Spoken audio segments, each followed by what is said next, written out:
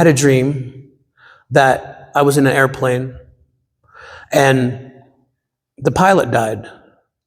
And then the co-pilot died. So they had it on autopilot. And they said on the loudspeaker over the airplane, no one knows, basically they both died. Does anyone know how to fly the plane? Everyone said no. And I heard the Lord say, well, tell them I do. So I said, I don't, but the one in me does. They said, well, we can't have that. I said, oh, what's your options?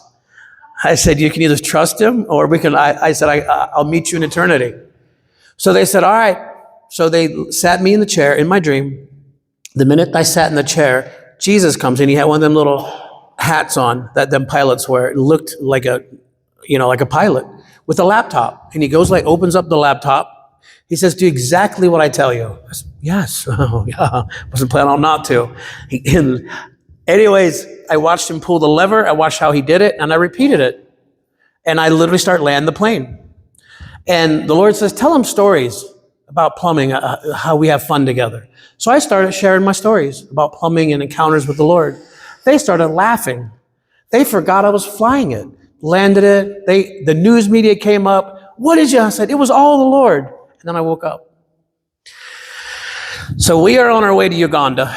We hit turbulence, and I'm going, Shaka Baba, Lord, I am not at the relationship where this is going to happen. No. Anyways, the whole way over there, I'm sweating bullets. Each time it was rough. I'm like, if I hear that, these dreams sound good on paper, but it's very nerve-wracking. So anyways, we get to Uganda, and we were ministering at the market. And there was a guy that we ended up leading to the Lord. He says, follow me.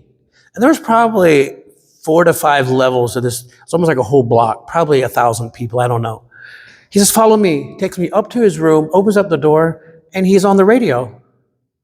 And I ended up sharing the gospel and my story over the radio.